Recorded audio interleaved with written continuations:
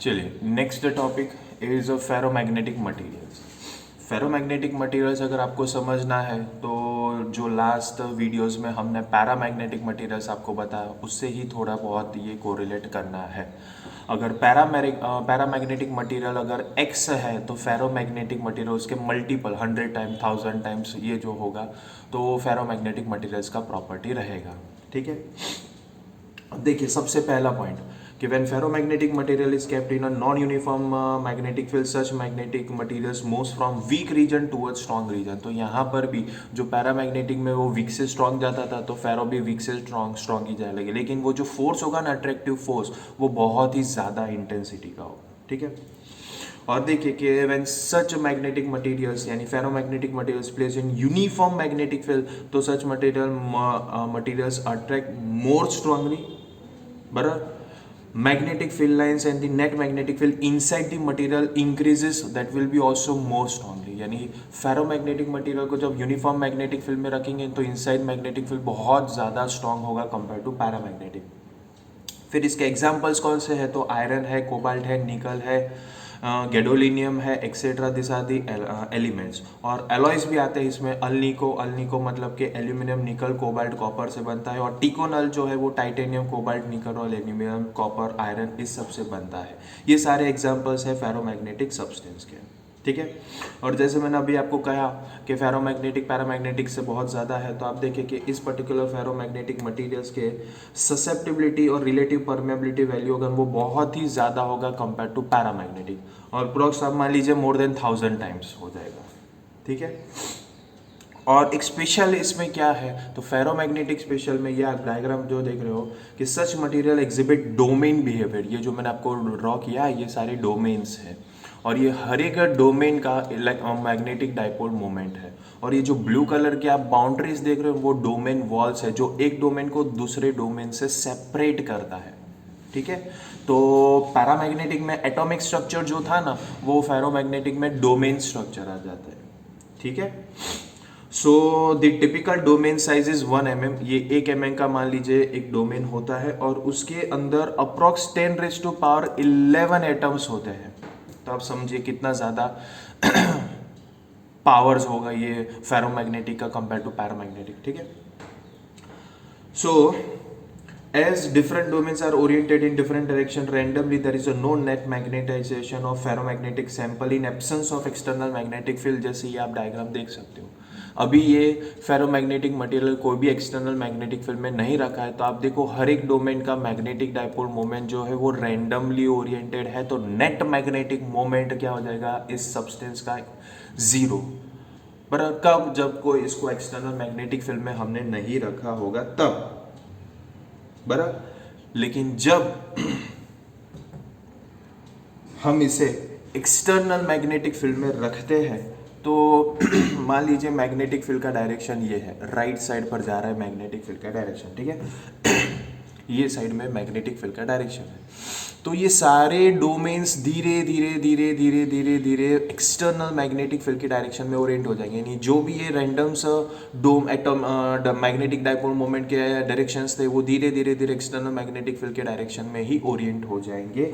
और आप देख सकते हो कि ये छोटे छोटे छोटे छोटे डोमेन्स की जगह पर एक सिंगल एक बड़ा सा डोमेन रहेगा, एक बड़ा डोमेन एट द एंड रहेगा। ठीक है, सो when ferromagnetic material is kept in effect of external magnetic field all the domains, ये सारे domains gradually orient themselves in the same direction as external magnetic field। मैंने बताया ना external magnetic field का direction ये right side पर जा रहा है, ऐसा है ये right। बराबर, when external magnetic field is removed if magnetization persists then it is retained as such material called hard ferromagnetic materials। मतलब कि ये ferromagnetic materials है लेकिन जब मैं मैग्नेटिक फील्ड में रखता हूँ तो ये सारे डोमेन्स मैग्नेटिक फील्ड के डायरेक्शन में अरेंज हो गए। अब मैं मैग्नेटिक फील्ड ऑफ कर दूंगा और फिर से यही डायरेक्शन वो लोग परटेन करेंगे यानी मेंटेन रखेंगे तो इसे हार्ड फेरोमैग्नेटिक सब्सटेंस कहेंगे। पर जैसे ही मैंने मैग्नेटिक फील्ड ऑफ कर दिया ना और ये सारे जो ओरिएंट थे डायरेक्शंस और वो फिर से रैंडम हो जाएंगे ना तो ऐसे मटेरियल को सॉफ्ट फेरोमैग्नेटिक मटेरियल्स कहेंगे।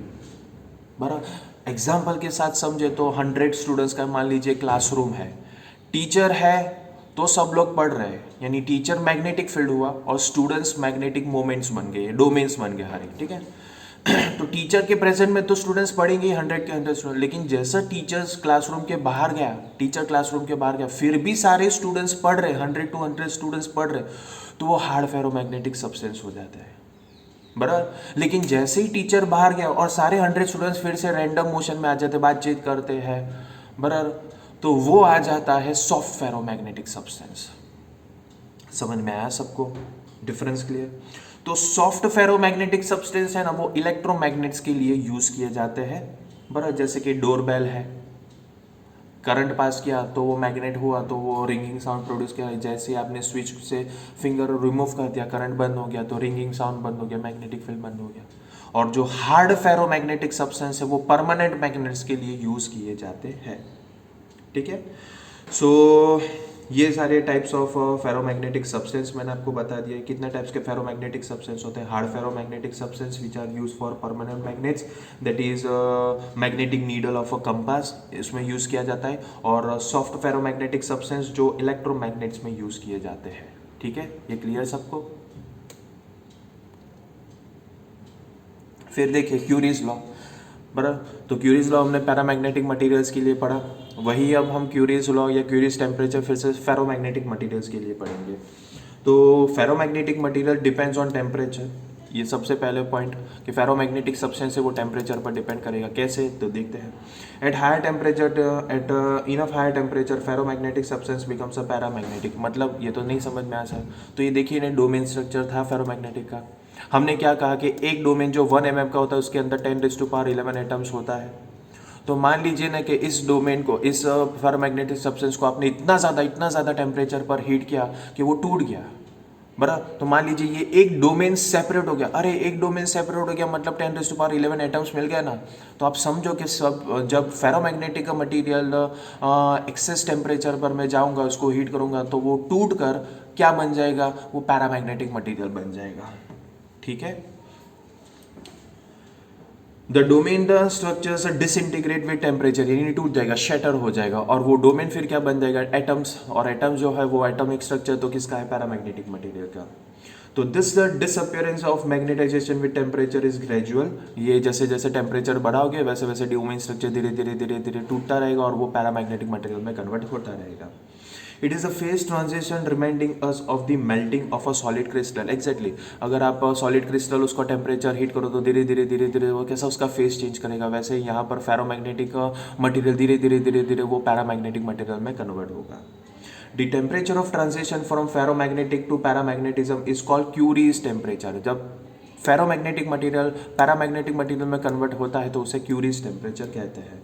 The susceptibility above the Curie temperature that is in paramagnetic phase is described by this. जब फेरोमैग्नेटिक कन्वर्ट हो जाएगा पैरामैग्नेटिक में तो वहाँ पर susceptibility जो है that is given as C/T minus Tc, where C is Curie's constant, T is temperature of the substance and Tc will be temperature at Curie's condition, Curie's law condition, ठीक है।